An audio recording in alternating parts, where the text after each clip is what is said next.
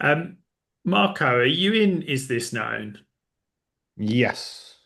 Would you mind dropping the URL like for that MR that you said could be related to do with checkbox refactorings, etc., and Yes, I saw. maybe at mention whoever authored that.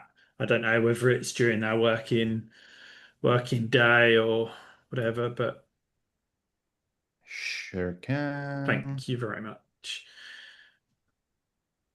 All right, you guys can see my screen, correct? Yes. Correct. All right, so I have this draft add optional end date parameter to the event so that we can have multiple days in there.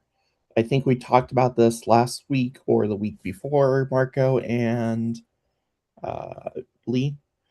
But in here, we went over this last week. So I went ahead and added end date to my parameters in my events controller. Cool. I added it to my add event modal.view. So Nice. it should be in there. I added that there. It's in my form group, so that's good too. I've not Excellent. um, dealt with the CSS yet, but I wanted to get everything else working. In my create service, I added end date for that test there, or in the not the test yet. This is in the thing that it goes ahead and does the actual posting to the issue. So I put in that Perfect. end date and I'm using the params just like what it should be. So that's good. I Here is my spec. In my spec, I added end date as well. And this is what I expect it to come back with because that's what I put for my spec. Cool. So that all looks to be fine. Yeah. What my issue is when I come in here, I get three failed things: RSpec, Vite test, or Vite test, or however you say it. Hmm. In here, it's complaining about something HTTP post and Mm. VCR cassettes and Cool. stuff. Cool. Cool. And Cool. I have no idea what it was. I used Duo to like try and tell me what it's needs to do, and it's like you need to delete a bunch of files, and I'm like I can't delete those files because they don't exist. So I wonder if we start with the V test or Vi test. I one day I will know and remember what it is. Um, so this one should be a lot simpler because you can pretty much just see that you've updated I think at least one back end spec, but there's at least one front end spec that needs updating. Where we're just kind of verifying that the API was called with the expected parameters. This kind of kills my OCD. Every parameter is 4 characters long except end. Um, so Well, if go on. do they have something in Britain where they butcher the language for another word for end date that's 4 letters long? How about ends? ENDS. Um, Could. I jest, I jest. V test. Thank you, Yeah, Matthias. V-test. Um, so if you open up this add event modal.spec.js,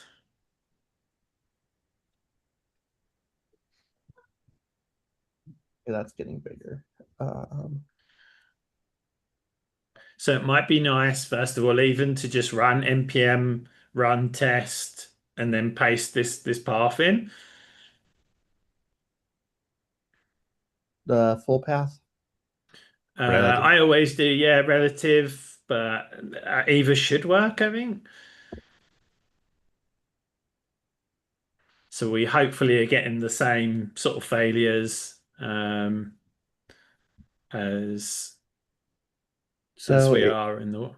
it goes ahead and does the same failure, so that's expected. Yep. Now, for this, it calls that. How's it actually?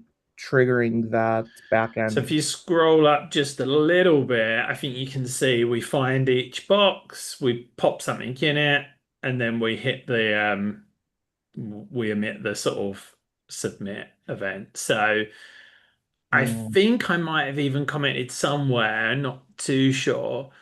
Um, but what we haven't got at the moment, which might also be nice to add after we do this, is like a minimal and a maximal, if that's the right term. So we just do the required fields and we make sure that it submits okay, that it's not blocked. And then we do one where we fill out every field. So we make sure that the fields are passed to the relevant, with the relevant argument names or in the payload looks correct, essentially.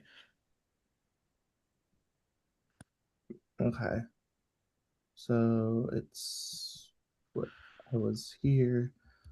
Find field input date. That would be input end date because that's the name of it, I right? think it's going by the data test ID, Yes. but either one that they both match, so it should do the trick. So you're saying that's fine or not? I believe so. Yeah, yeah.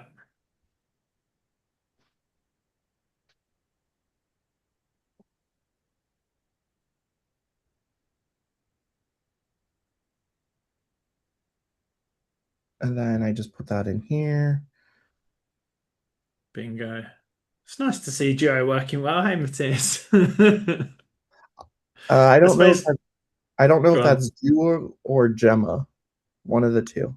Oh, oh, Because I think I have Gemma also running locally. cool. Now I think two tests failed, didn't they? So I'd be interested to see what the other one is or was. Yeah, so there's one more. Okay, so a snapshot test we've got as well. So for that one, if you open, there'll be something called add event modal dot snap or something like that. Hold on, it's saying renders. It's still saying renders expected fields is wrong in here. Yeah, so that comes from a snapshot which is stored in a separate Okay, file. So I think if you search for add event modal dot snap or something like that, spec.snap. that's it. And you can just delete this file.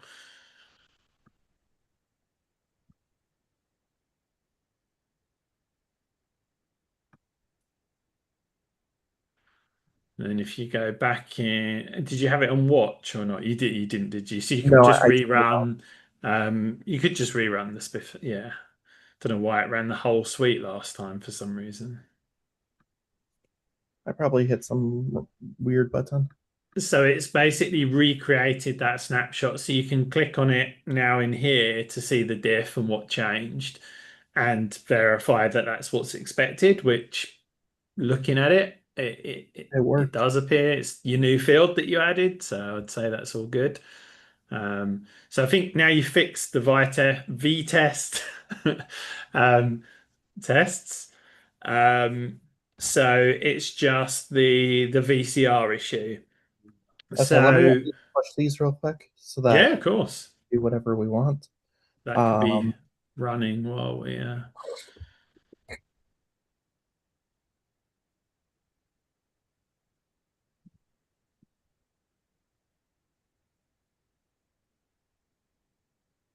Perfect.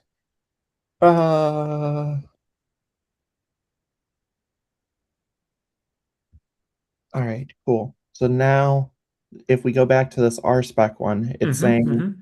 failure with that VCR unhandled HTTP request error. Perfect. So events create service. So let's open up that spec.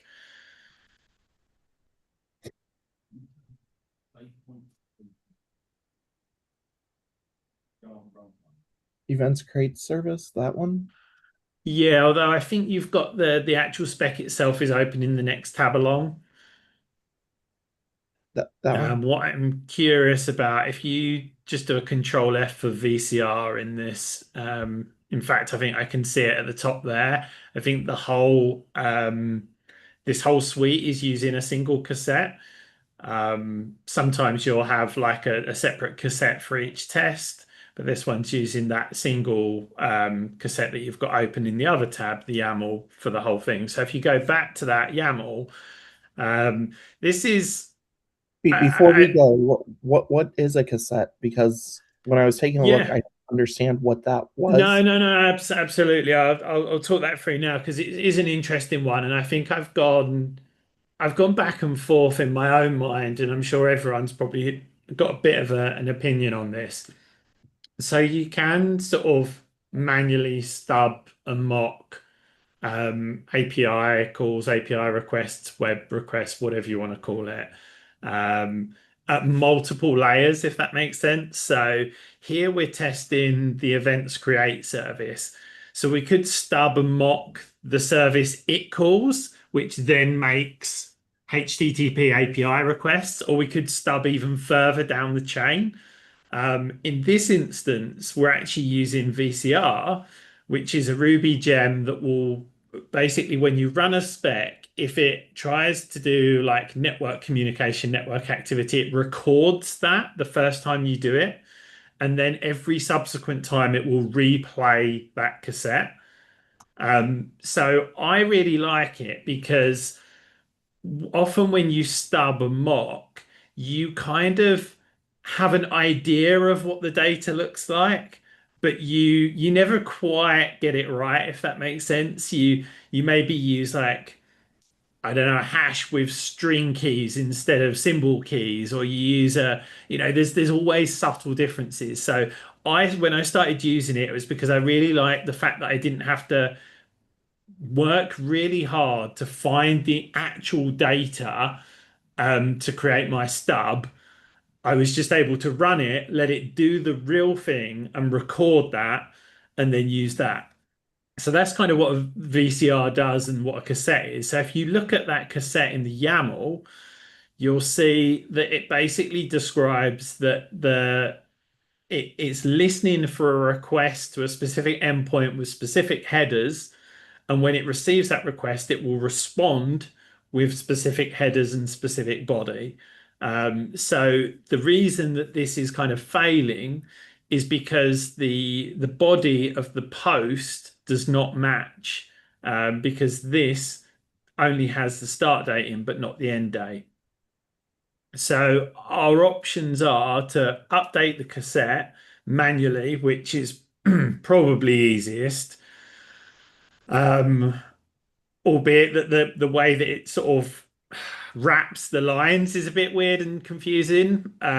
Or we could try and delete the cassette, rerun the test, and it will recreate the cassette. But then we need to set up a token. We need to either point it at a test environment or point it at production and tidy up the data afterwards. So I would probably just update this, and it needs to be exact. So I don't, we could try this, but I think this will fail because the end date needs to be in exactly the same place that it will be in the payload.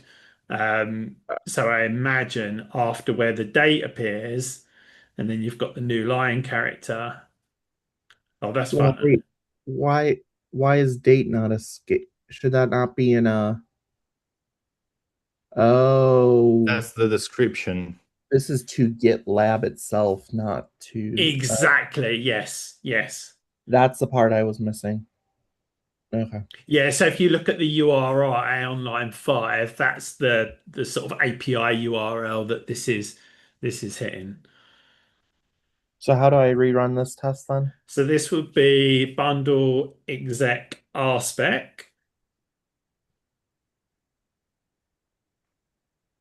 and then you can paste the relative path or run them all. It will take probably like a minute or so to run the whole suite, but I saw a failure. I did too. What is the failure?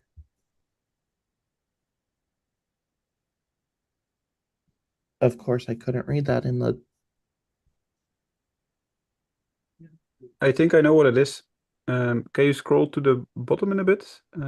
Because I think I had to say no in the bottom of the output of Oh, the okay. command. Because I think if you go all the way down, you will get a summary of the files that are changed. Let me quickly check if I had the same thing. Oh, no. Okay, cool. No, because I had the similar ones about an environment variable that was incorrectly set, which matches my local environment, but not for the tests. For the tests, you cannot use them in that way Do I because also they have are to? hard-coded pods. But, so I is also the have to update this, don't I? I mean, ideally, yes, but this is just the response that it's sending, that it's emulating you receiving back from the API. We probably aren't doing anything with that response, so it probably doesn't really matter. It would be good for us to update though. So yeah, we need to have a look and see if we can see what's different. If you scroll up a little bit, you'll see the HTTP request that it's actually making, because it will sort of say like, oh, we couldn't find this in the cassette or whatever. So if you scroll up a bit further, you can see the actual body there. So you could try and eyeball that compared to the body in your YAML just to see if And date NA and in the age. end date. Yes. So we're not actually sending a date at the moment. So we probably need to update this create service spec somewhere. Um, That should be all I need to do, though, right? hmm. So why is it saying NA? End date. Then I come in here to. I pick up end date from there. Hmm. Uh,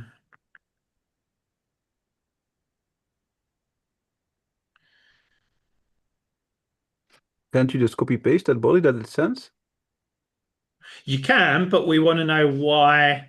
Why is end date NA in that one? Ah, So okay, which sorry. I was missing the obvious part. Yeah. so which test, like, are all of them using the params? We don't overwrite the params in any of the.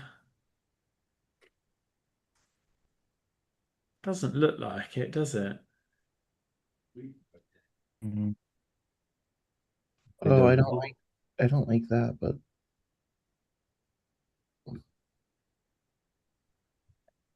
end date, end date.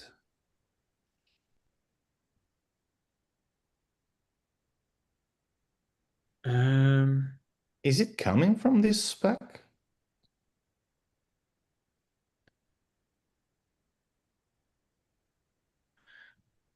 Why'd you say that? If you go back down to the bottom, what did it say? Where we're exactly with it? So, oh, events controller spec. You're very right, Marco.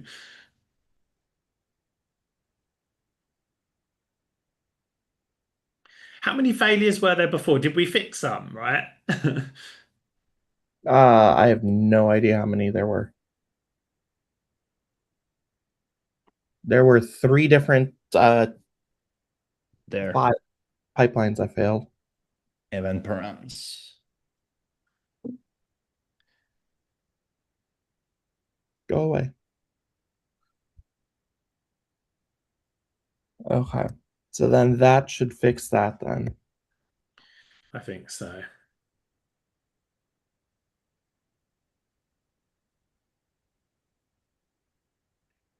Yeah, at this point we already had the failure. Awesome. It runs faster when there's no failures. That's pretty impressive to run 883 specs in 11.2 seconds. M4, baby. Oh yeah. Dang So it. what's everyone's opinions on VCR and cassettes then? It was confusing, but it makes a lot more sense now. I didn't realize it was being used. I thought we were using the same things that GitLab itself uses, which GitLab doesn't use VCR in the main product that I know of, at least. Correct. I'm kind of torn on using this, but I never really used it much, so I don't have an answer. Fair, fair, fair. I'm also torn because I don't normally do tests in code. It's more of a we send it to QA and QA does everything. We just ship it. I know that, and I'm trying to so hard to remove that. A That's billion indeed. lines of code in production and zero tests.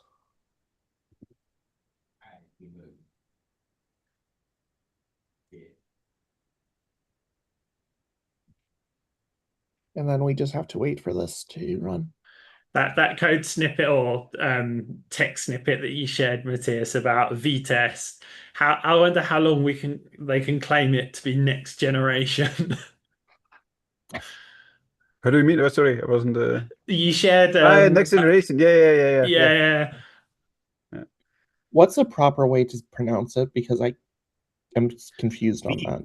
Vit and V-test. Veet and V test. Okay.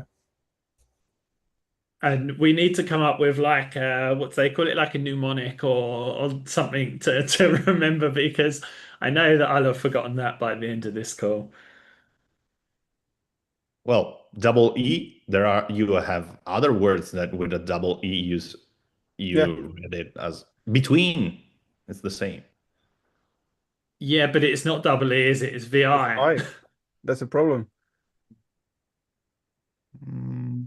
It's written I and it's pronounced E. That's the problem. Oh, you're talking about, oh, yeah, I was looking at the pronunciation. Yeah. Yeah. If it should be, if it would be V dash test, then it would be, everybody would pronounce it correctly. I think they would say V test because Yes. but Yes. because it's an I, everybody says Vi test. That's actually a way that I might remember it though, Matthias, because in Vue you have like V dash if, V dash for, V dash. So if I think of that from a viewpoint of view, then I might somehow think of it as like V dash test, so V test. But Maybe, probably not, then you're but biased to think that V only works for Vue. true. Okay. I got one other question if you guys don't mind. Yeah, yeah, and there's another MR that Dennis is working on that's off the back of one of your issues that we could also maybe talk about, but far away. All right, so I have this one, which all I'm trying to do is update a library. Mm. And yes, it's in GitLab UI, so it's fun. Um, I'm already getting merge conflicts and I'm not happy, but so what this one is GitLab UI is using Pickaday. I think Mhm. that's how you pronounce it. And Yeah. the overall issue is basically um, they they want to update Pickaday, which Pickaday was last updated in 2020. So Oof. it's 5 years out of date. It's a minor patch version, so all I'm doing is going from 1.8 to 1.8.2. So Mhm. minor issues.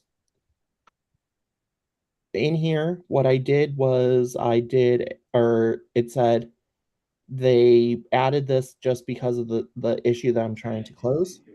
Mhm. Mhm. And so I removed the part that they added for that, Awesome. which is GL absolute. I updated the library in like 6 places because that's how this works. Then when I come to my pipelines, the only issue that I have is let me find. Come on. I have too many of these tabs open. I don't know where I put it. But if I come into here, I'm getting visual regression tests because I have 400 pixels or something that are different. You should be able to go to the artifacts and you should have a diff PNG or image to have a look at. Yep, that's where I'm trying to navigate to. Diff output. So if I take a look at this, the difference is it's putting nothing in there to begin with, but it's putting something in there now, it looks like. Oh, like Hmm. default to today's day. Correct. But it doesn't make sense because I ran this on Sunday and I got tomorrow or yesterday's date. So maybe it was a time zone issue, but who knows? Hmm. So what I did in here was I come in here to not this one, to here, and I was taking a look at the test and trying to see what they're doing. It's saying data is null in here, and this is they put their essentially made their own date picker and put it into a component into another component. Mm-hmm. So it passes everything through several Hmm. different components, which is fine. Um, the part that I'm confused on is how it's getting that value, or how do I even determine why it's getting that value? So, Hmm. So it seems to me, I'm just having a look at what the changes were for 1.8.2. Like you Yeah. say, it's a patch release, so it should just be a few bug fixes. Properly pass date string, cleaner packages, add space for XHTML, CSS fixes, add clear functionality, add unique ID, bubble event, show week numbers. So they haven't stated that they've changed any kind of default. and I Um, took a look at the patches between the two versions, 18.0 and 18.0.2, and it's a lot of CSS stuff. I didn't see mhm. anything obvious like functionality change in the JavaScript. Wonder how far away we are from removing the package altogether. Well, Um, nowhere near because it's not at this time they don't have a replacement for it. so I did. I've come across this recently somewhere because I introduced a feature years ago. The ability to search. I think it was filter issues by like was it issue or merge requests? One of them by like open date, close date, merge date, that kind of thing. Um, and that was a real pain because we didn't have a date picker component in the like GL filtered search bar. So I had to create some kind of wrappery tokeny thing for the date picker, and it was a real nightmare project. And I'm sure I've seen recently that they're changing that from one like date component to another date component, but I don't remember what. Let me see if I can find the relevant GL date. So taking a look, I did a compare in Yeah, so we've GitHub. got GL form date, which apparently replaces GL date picker. So if the only place we're using pick a day is in GL date picker and we've got GL form date, it's possible that we could be coming close to not needing it anymore, but I definitely am not very close to this project to know that answer. Yeah, there's just a lot of places where pick-a-day's referenced. So date picker, Filter. If you can also filter by files, like for only for Vue and JS files, well, Vue files.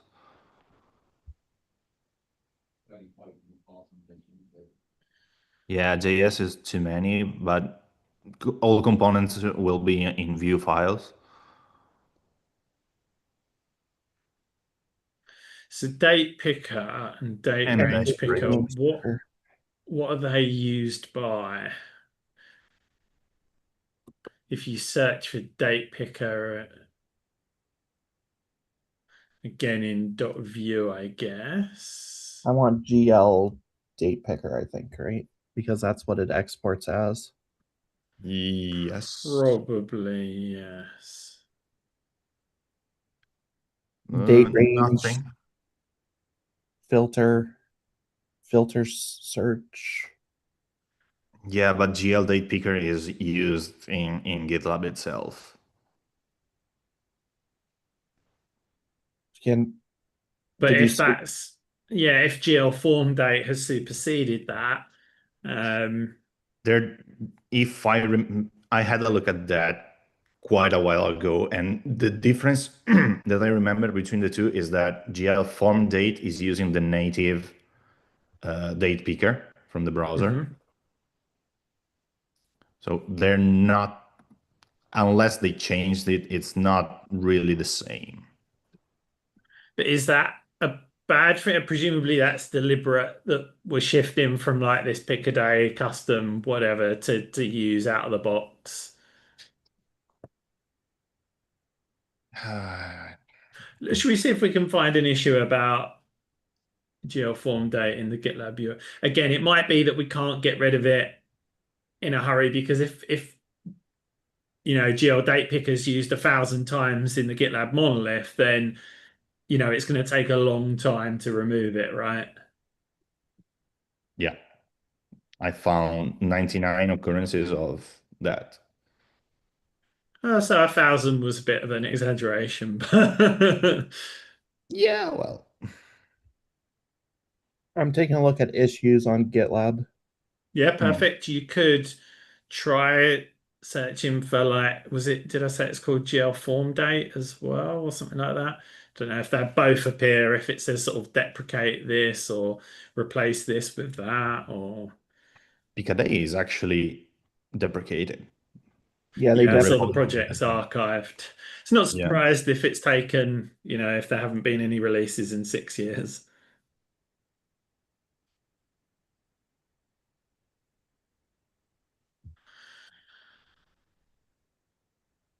GL form date is what you said. Yeah, I think so.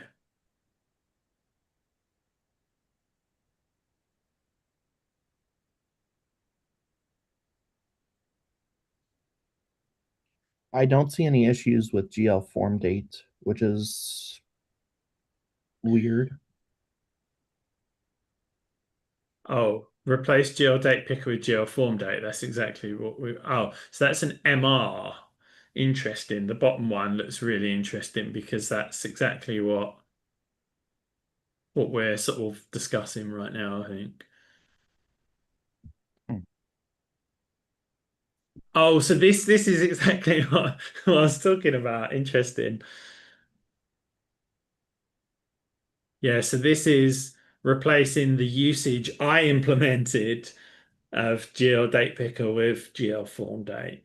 Um, but sorry, I didn't realize you jumped across to the monolith. So yeah, Well, um, I'm just doing a full search of entire cool. GitLab project Got it. Got it. or org. So Um, they did actually change something with the default date. Did they? oh, you found that in the diff or? Yeah, if you have a look at the diff for the picadilly.js file, there's a change on how they handle the where was it? Yeah, the default date. I'm not really sure what that means because I cannot. I'm just looking at the code, but they did change somewhere, somewhat. Down here on line 643.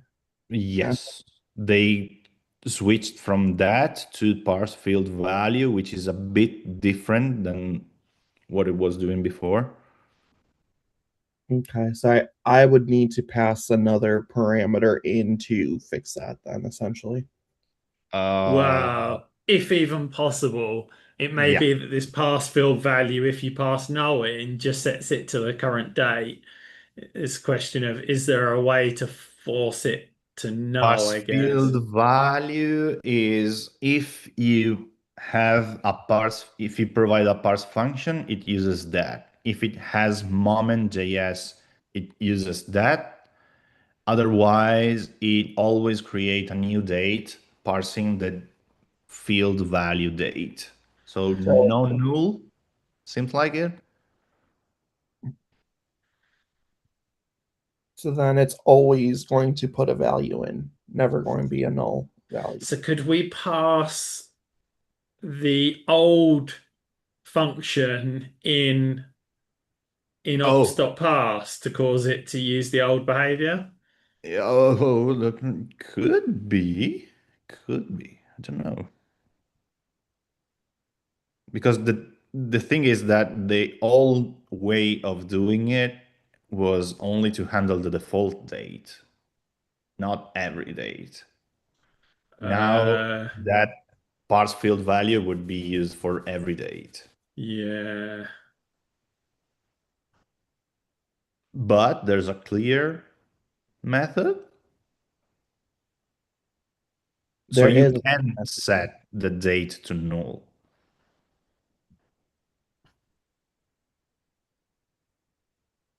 I think the real way to check it out is to set it up locally and try. When you say set it up locally, what are you meaning? In the Start test before? the start the GLUI project locally, open the browser and test the component itself there and see how it behaves. Uh, I don't remember how to do it, and I did it before they unified GLUI with design. it's yarn start, Um, and then Yeah, opens this up is fun. Storybook. So I guess we could have a line after we in it. She said there's a method to clear it, right? So we could have a line after the init, which basically says if if the value passed in was null, then clear it. you cannot clear? I can't clear here. This is with my change. I wonder how it behaved before. You can try it on design.gitlab.com to see the Oh, yes. current.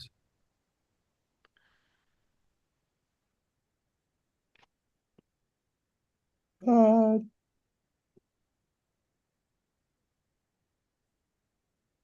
I mean, you also can't clear it here on design.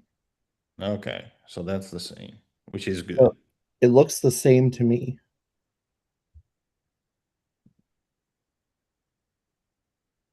Hmm.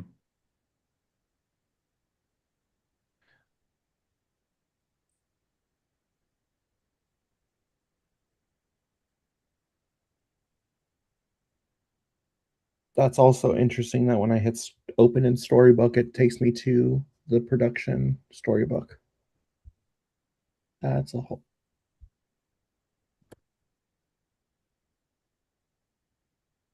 But I have to drop off now.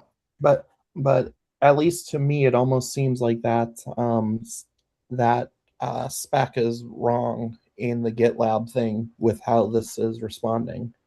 Not necessarily. I would definitely have a chat with someone from the front end team to know what it's meant to do. Because Okay. I think if the test was broken, that would have been fixed by now because that Well, is not. it's just a visual test, and the full test suite doesn't run, does it? No, you also have, well, they could also tell you that the new visual is correct and update the the snapshot. Okay. It But feels it's not weird. just a few pixel difference. It's like a whole value difference. Yeah, I think it's a significant Yeah. change, isn't it? And if all it does is gets rid of,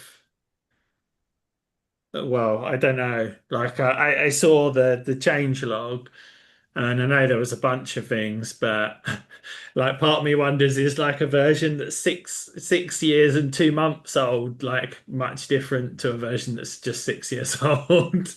Well, Um, Well, apparently it is. You There's an yeah. could issue for it. you could also try to go back to the 1.8.0 and see if that the test passes. If that's the case, then definitely there's an issue with Yeah, the the. I'm fairly. only way I can run that test is through CI. So Oh, that's a pain. Oh, okay. I'm fairly confident it would. Um, It will pass. yeah, I think so. I do think like, the fact that we can see in the diff that there has been a behavior change like in the diff from 1.8.0 to 1.8.2. I Yeah. think that's it. But yeah, I think Marco might be on to something that is worth asking just for some advice because someone might quite quickly be able to tell you like, oh, that's fine. Yeah, we can update the standard behavior test, but I don't think that will be the case. who's the code Um, owner for this? what was that? Sorry. Who's the code owner for this?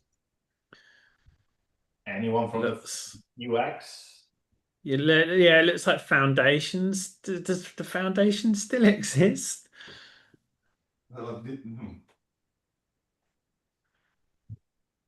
That's a fair question.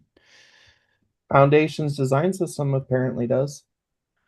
Yeah, that should be it. Well, she's on leave.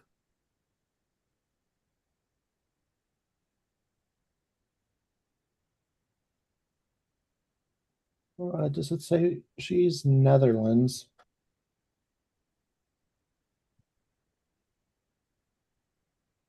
Austin, like, is the one that sort of s- more active, if you know what I mean. Can you see his contribution graph? Yeah, it looks to be a bit Yeah. more active. Maybe I'll There's try also, and ping him on this just to say, hey, would you be able to take a look at this with me? well, even Awesome. Mark could be Mark Florian, I mean. Yeah. He's really helpful as well. What's his thing?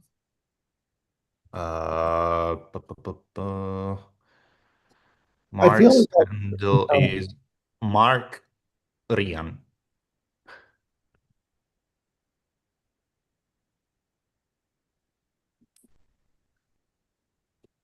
how do you spell his last name? Last name? Or whatever his handle is. Mark, then Rian. Uh, Him? ye- all together, no space. Yeah, users, Mark Florian. Okay. I've encountered him before. I'll see if I can ping him on. And actually, Mark updated the datepicker.view file 2 weeks ago. So it's definitely in there and familiar, right? Well, he changed an unused ESLint disable directive, so make of that what you want. Okay. All right, I'll Cool. ping him, see what I can see, and go from there. Thank you guys for pointing me in the right Jim, if direction. you've got 2 seconds, do you need to jump now? It's fine if you do. I have plenty of time. So, I have to jump. thanks for go on, Marco. Sorry. No, I have to jump, so I'll see No you worries later. at all. Great to see you. Speak to you soon. Bye bye. Wait. I was just going to have a quick look. So I don't know if you saw Dennis raised an MR to start addressing the like sticky headers on the tables in the contributor Yeah. platform. Yes. I don't know I how to run. I can't get my contributor platform to get that far into the system to actually do stuff, if that makes sense. No, that's understand. Trying to get data in there is a bit tricky without access to the production data to sort of back up and restore, etc. So that's totally fair and understandable. We can look at that definitely another time as well. But this is like his branch, his MR. So you can see that the table's like 2, 4, 6, 8 rows now. Um, and when you scroll, like it scrolls the table with this kind of fixed header. Um, I think that kind of solves the problem, but let me just see if I can find the MR. Yeah, I saw you put some remarks on there. I haven't read them yet today. Yeah, I'm just a little bit. It's one of these things where it's like, yeah, that does solve the problem. So I shouldn't So be such a pain here's, in the backside. But go on, here's what were what I you? was thinking of. So you know in Excel how when you scroll down on Excel, Yeah. it just keeps going and it pins it to the top of the screen. Hmm. That's what I was thinking of instead of like I putting it think to a specific viewport. Yes, I think that's what I had in mind as well. So it's weird because like I was immediately a bit like, this isn't quite what but I was like, well, it does work. It does do what we want, but it's just a little bit weird. And then the other things that I was a bit confused by was like, well, like, so why don't we do that here? But Dennis This- quite rightly pointed out that we've got pagination here, and we've got pagination on. Um, if I go to like my user profile, like all of these are paginated, etc. So, oh, and actually, we do already scroll these. Is that behavior? I'm just going to check if that's on production or not. On leaderboard though, would it be worth just paginating leaderboard then? So leaderboard already is paginated. Let me just check if this behavior. Oh no, that's interesting. So he must have changed um, the default.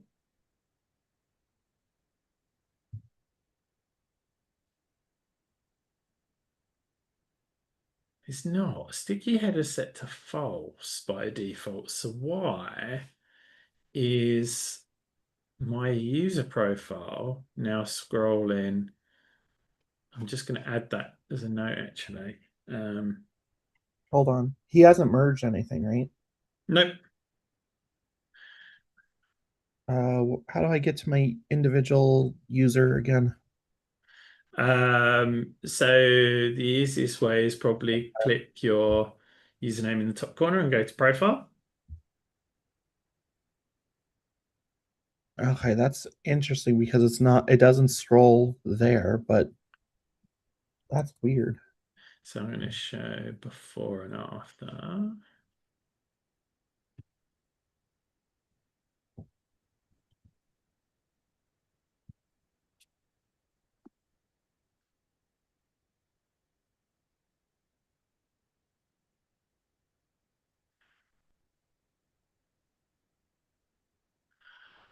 Uh, this branch.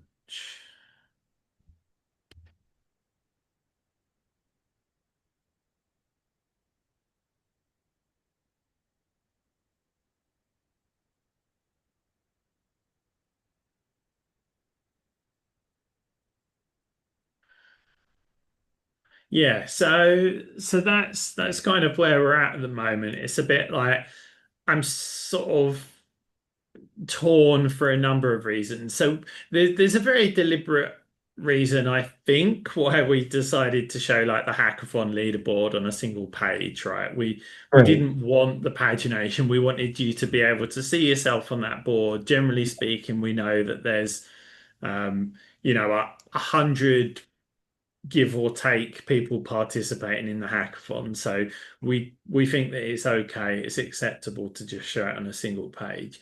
So I think that's kind of why you flagged this, and that's why Dennis has started with this as like the first place to put the Well, scrolling wh- behavior.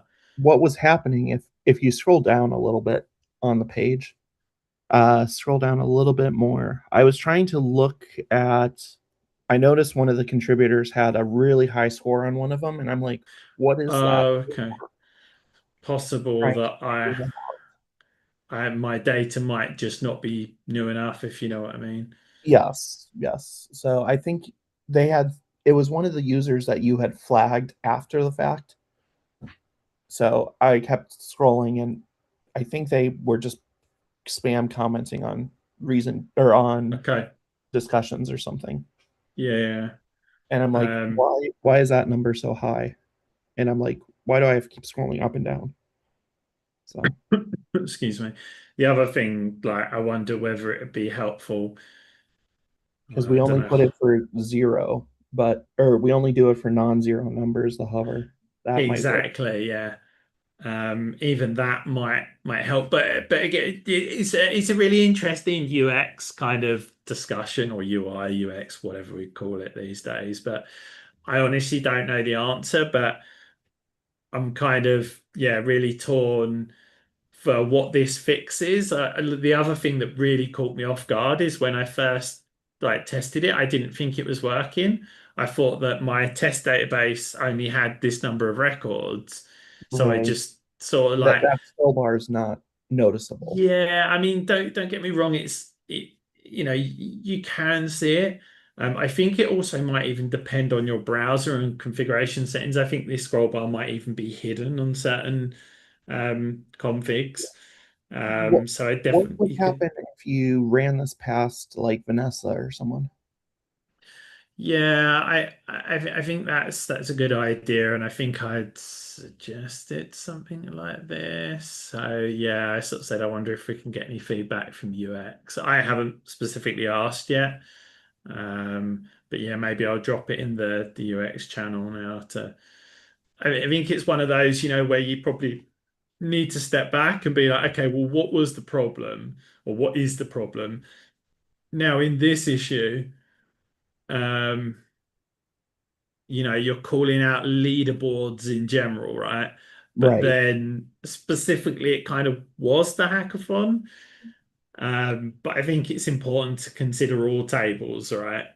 right, Um, right. Even Yes. if we do quite clearly say, well, we did consider them all, but we agreed that, it's not really Yeah, a problem on all the I other think ones.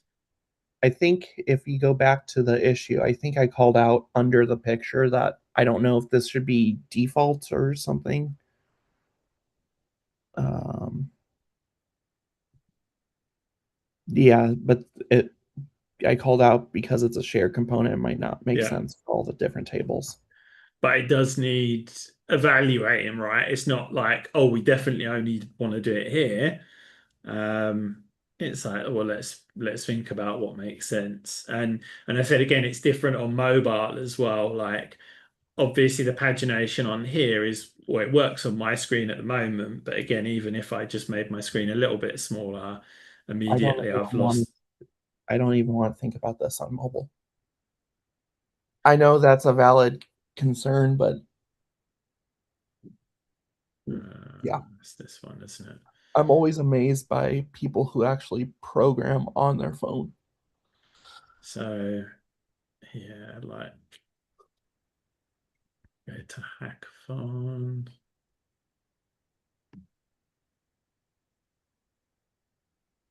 So that does work quite nicely.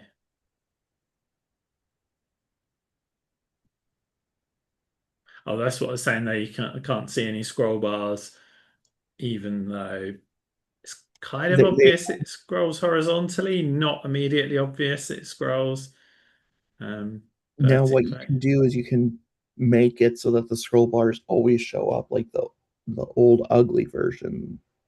You know what I mean? Like Internet Explorer. Potentially, yeah, yeah, absolutely. But I think I'll leave it. I'm glad we've had the conversation, um, and it sounds like you're sort of in the same, whatever you want to call it, mindset as me. That it's like you're not entirely sold on it.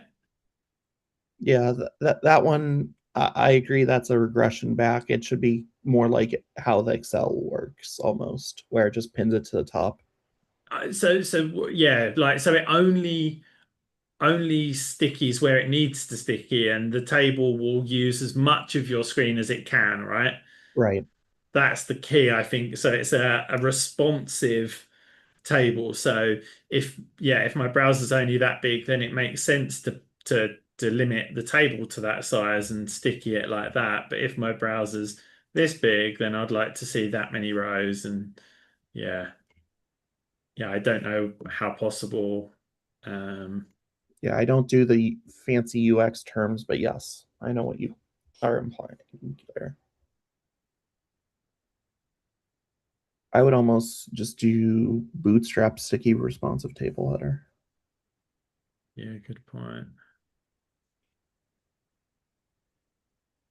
Yeah, like that right there, essentially. But can I full screen? Because, yeah, I'm sure I must be able to get this. If you Edit click on. on where it says, yep, CodePen. Yeah, that seems to do it. But again, there's nothing else on the page, so I can't really tell. If I was to, I guess I could. Oh no, I need the CSS. I was going to say, can I just copy that out? But yeah, let's put some other stuff at the end of the You can just after copy the. from contributor page real quick, like the HTML. Yeah, I just don't know what we're doing on there, sort of thing. So, um,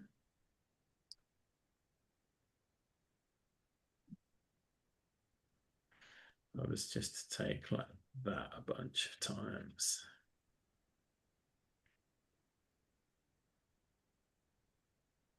So it's still showing that, but if I go a bit further, I didn't quite copy the right thing there, did I?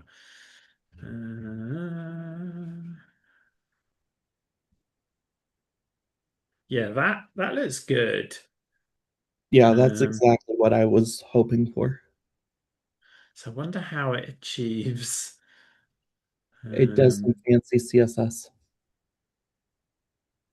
which I think it's just that TH right there where it makes yeah, it position sticky. sticky on the TH. So if I look on this is production.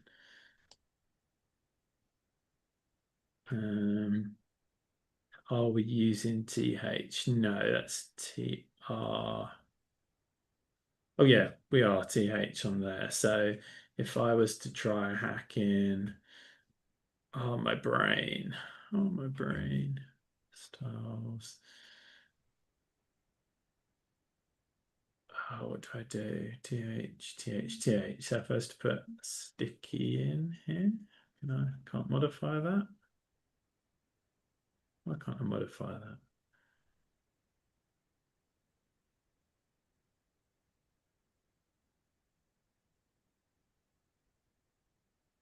Oh yeah, there we go. TH.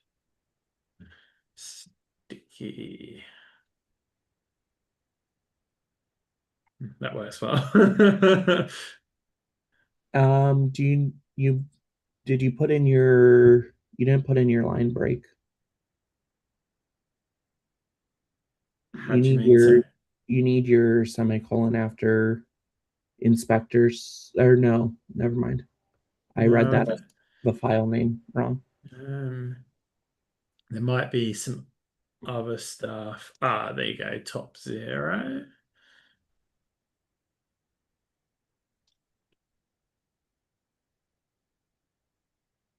Beautiful. And that's what I want for Yeah, I sure. think that's what I want to. Um, It just looks pretty. that might be a bit of an exaggeration, but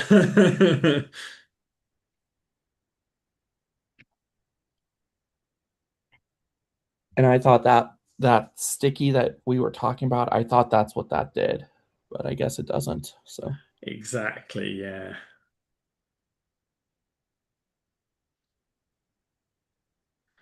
Was it top zero and position position sticky. sticky?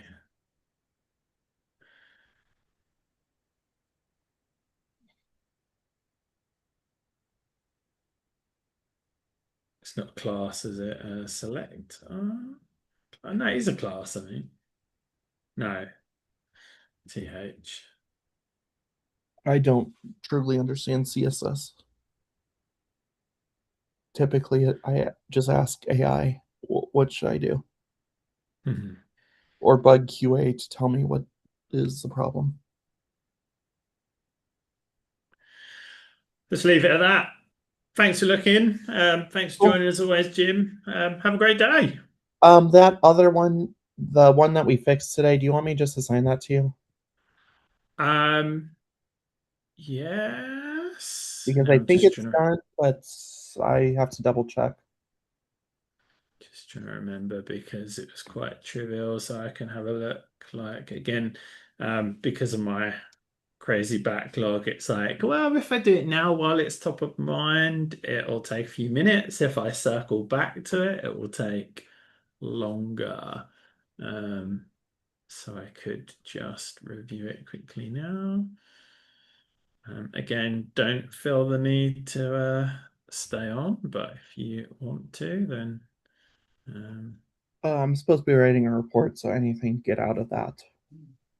no, that's all right. Feel free to jump off. I'll have a quick look, let Duo do its code review, test it locally, and hopefully hit merge. The only thing that I did not test is what it looks like in the browser, but I think it should be fine. So I just don't have an easy way to test that.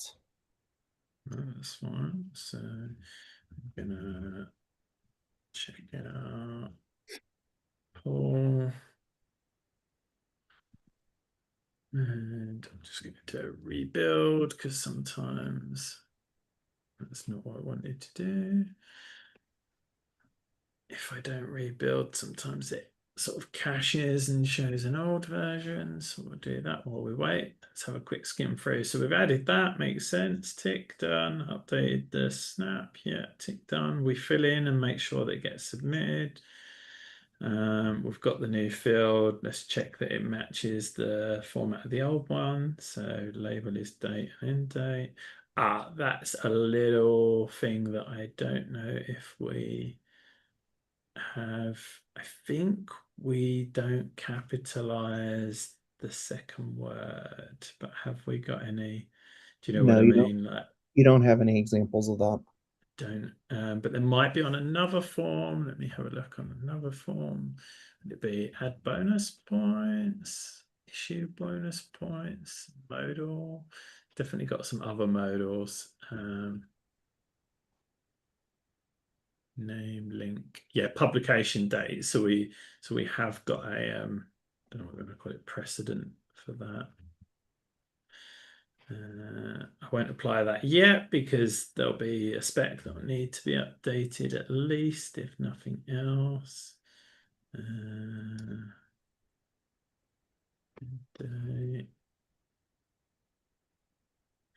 Be amusing if Duo picks up on it.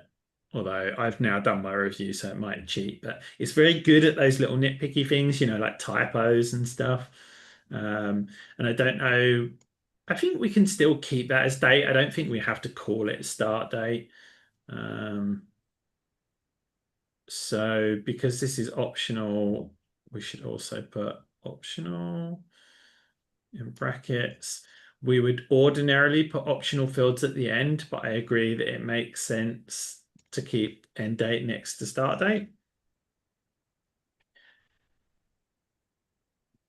That won't affect my spec because it's just that's the label on there, correct? Correct. Okay. Well, it'll affect this spec, but yeah, it shouldn't be the one that's saying what data is being passed should not be updated. Okay, so we got the data class is the same. Again, there's a couple of things that I might sort of like because we're reusing this class every single time. I might suggest in a follow-up, like I wonder if we should create a form group wrapper, which sets this as a default. It seems a bit OTT, so probably not, but there was something else that I thought of a minute ago, but I forgot what it was. I also am personally not a fan of using this. I think putting code in just for tests is like a smell. But if follows the same pattern, etc., it's not something you've introduced. So, right, date. Do we need to state optional? Yes. Do we? That seems Otherwise, odd to me. otherwise it requires it. So why do we state required then on fields if the default is to be required?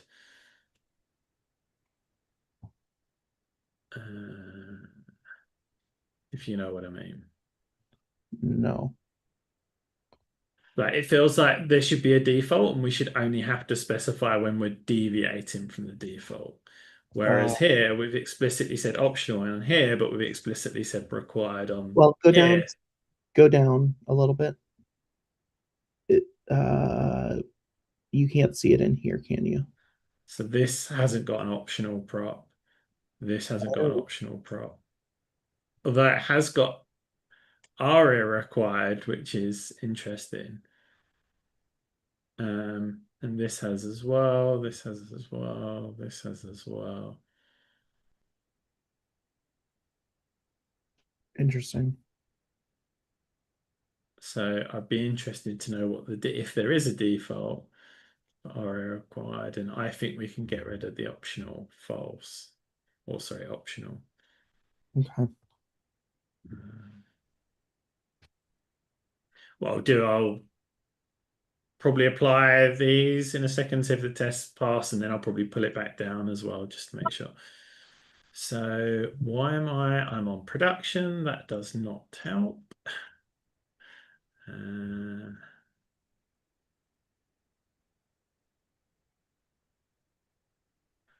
and event. Awesome. End date. So if I add, it says fill in this, and it says fill in this. Yeah, then it jumps down to roll. But that has got optional at the moment. So I'll push this in a second and then do a pull.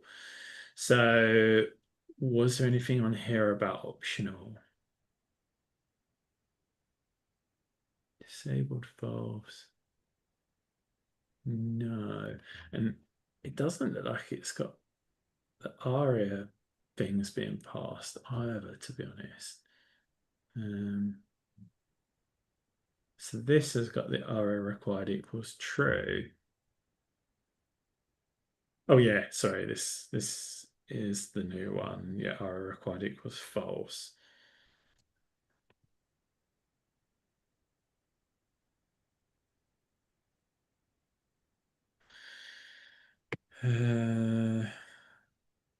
Oh yeah, but I don't know if I need to change that yet.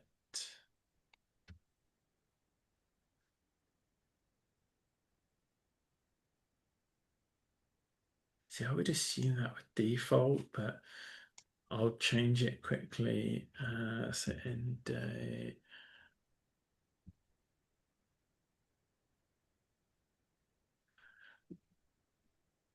I get rid of optional and ARIA required.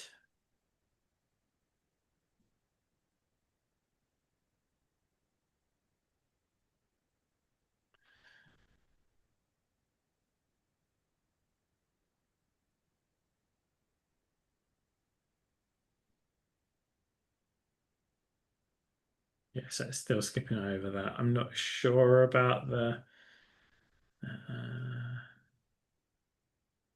yeah, so on this, which is an optional one, it has ARIA required false. This one, I don't think it does. So I think we do need to keep that. Doesn't look like it defaults. Oops, which is a bit silly or annoying. Yeah, so we get rid of the optional, but we don't get rid of the ARIA required. Data test ID. So yeah, that matches. Awesome. Okay, so then we've got our create service, which is just sending that additional data.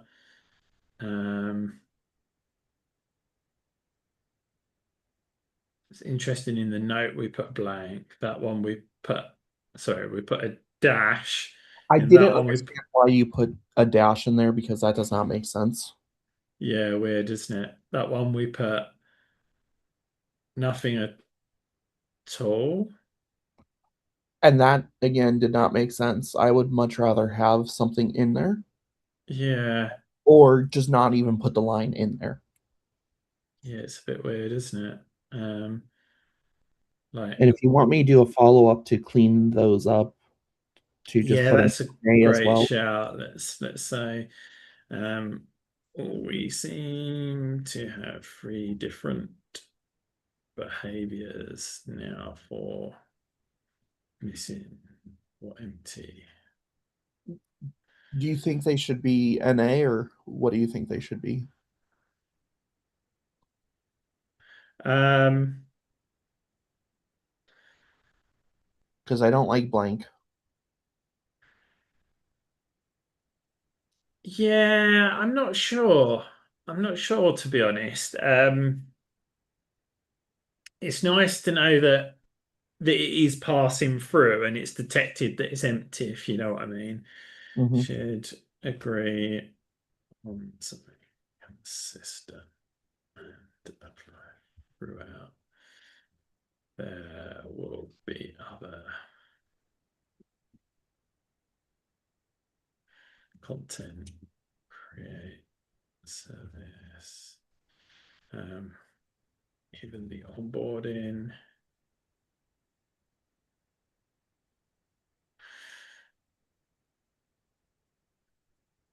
So yeah, we convert that to a follow-up.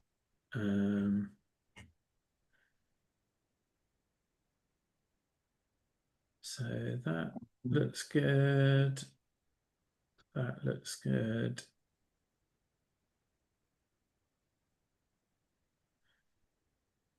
Let's control the spec.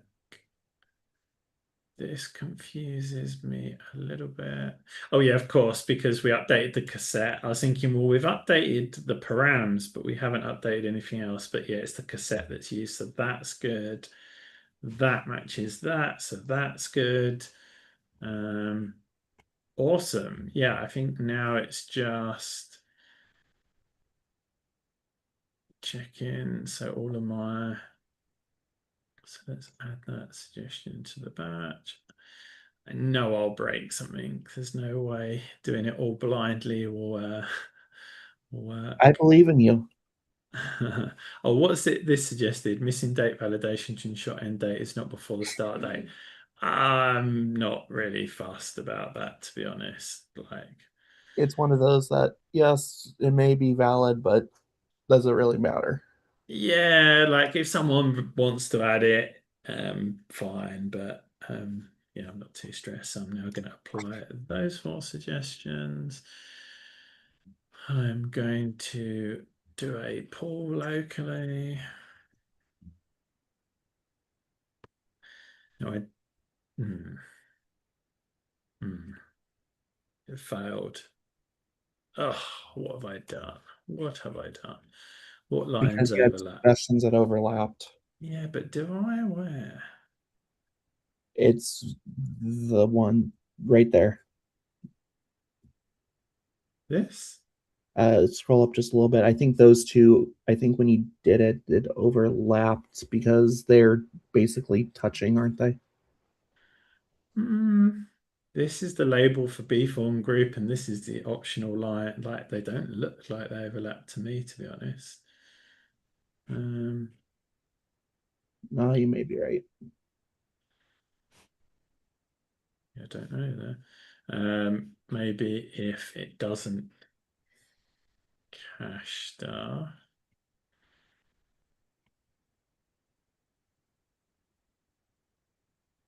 So that's in a different file, so that definitely doesn't overlap. This will be the one. Did I try Oh, and apply because GitLab this? Duo did it. Yeah. Did I try and apply it? I can't remember. Yeah, so we'll ignore that. I don't know if I tried to apply that one or not. I'm not convinced I did. But... So I got one suggestion. It said there were 4 issues Yeah, in the there were, weren't there? batch. So yeah, maybe I tried to just as well Apply. it caught that because I wouldn't have wanted to apply that suggestion anyway. So let's refresh the MR. Okay, so we've got 3 threads left, which is that one and that one. Of course, I can do my pull locally. Wait for the pipeline to fail. I'm rebuilding my container. It's always interesting for me because you have all these enhancements and bug fixes. Where one of I go float between three different Git server or GitLab servers, and one's on 17.9, and that's like my main one. So Right. it's like ancient, and I keep asking them, when are you guys going to update? When are you going to update? They're like, we're in code freeze. Uh, you Christmas can't be. code freeze? Well, I told them you can't be in code freeze for 12 months.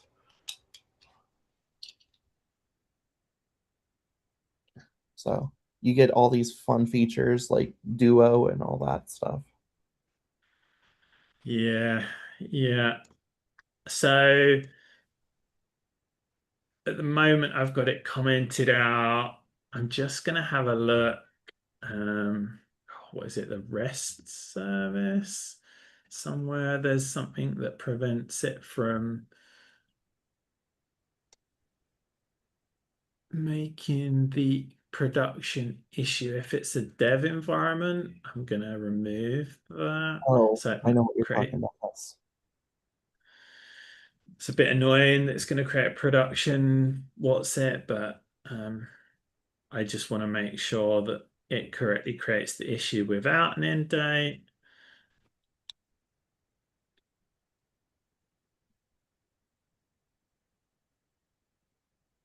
And then with an end date as well. Excuse me, sorry. So end date NA, yeah. And if we close that,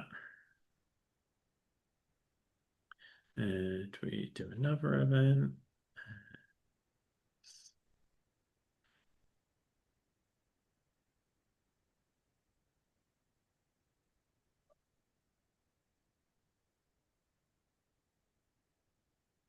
that looks good to me. Only problem is the date's in the wrong format, but that's a GitLab standard. I mean that's an international standard, right? You got to go biggest, middle size, smallest, right? Month, day, year. I love the I don't know if you've seen it. Like, I'd try and Google it. American date format pyramid analogy. I can't spell. Yeah. This is how my sort of interpretation of it. So you got like, okay, some people do it different like this, some do it different like this, and then yeah, America. Um, so, but we're all happy with that MR, I think. I'll assign myself.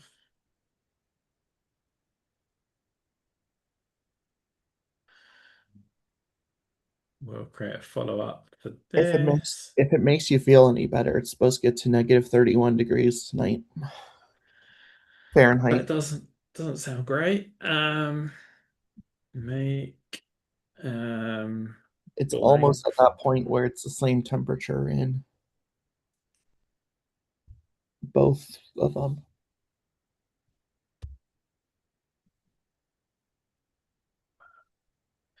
So we'll call that type maintenance and contribute success. And it's a backend issue, although it's sort of a UX UI.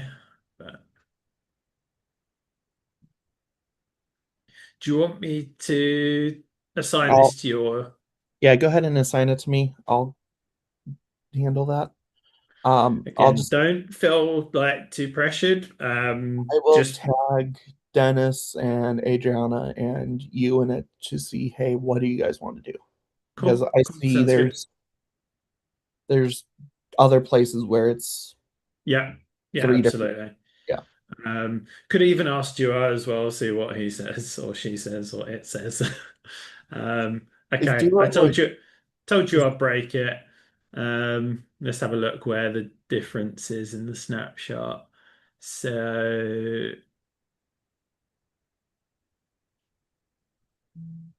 that does not do a good job. so you got the optional is still in the snapshot. So I should have spotted that. Give myself a slap.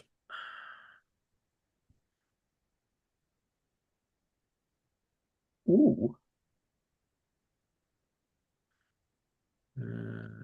Could have just done that on the diff, couldn't I? I didn't need to.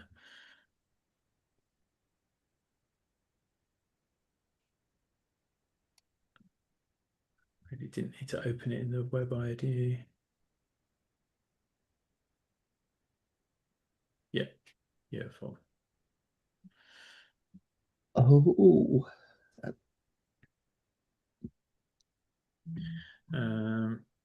So just about to check.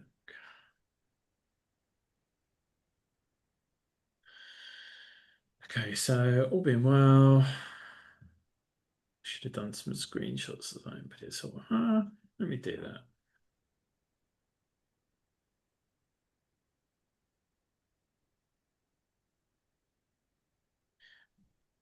Be a good Samaritan, right?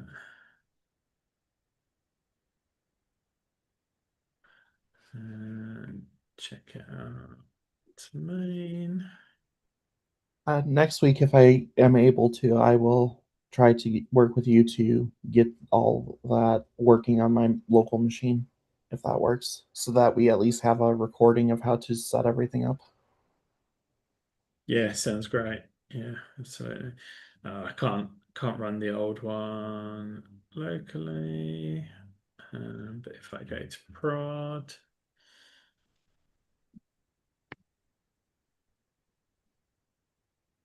yeah, we should definitely create. Like, I think we could do a, I don't know what you call it, like a post create script or something for the dev container, maybe to set automatically, because you have to like rename or copy some environment variables and just make a few like basic tweaks. Yeah, the environment variables are a bit confusing, and then having to remove all of that stuff that you were talking about with the create the production things. So maybe we So, just default the values to be a different project or someplace. well, yeah, I mean that's an interesting one. You're right. I guess if it is a project that everyone has developer access to, so anyone can create an issue, that could work. That yeah, that possibly that could work. That could be a good idea. Um, yeah, stub the project IDs essentially for all.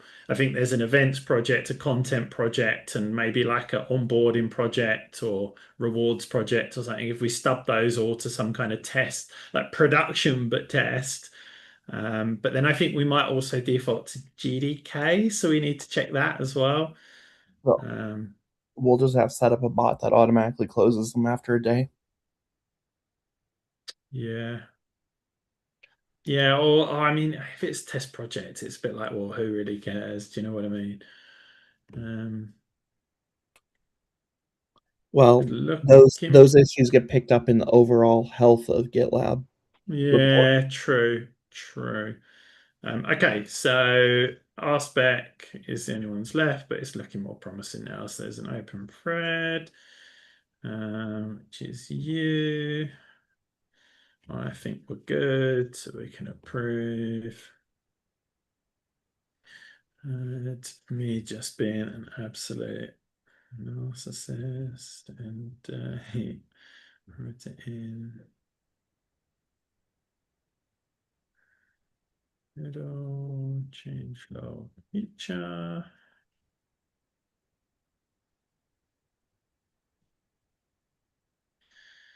Set to auto merge. Perfect. Awesome. Thanks, Jim. Thank Look you. I forward to catching appreciate it. up next week and have a good one. All right. Thank you very much.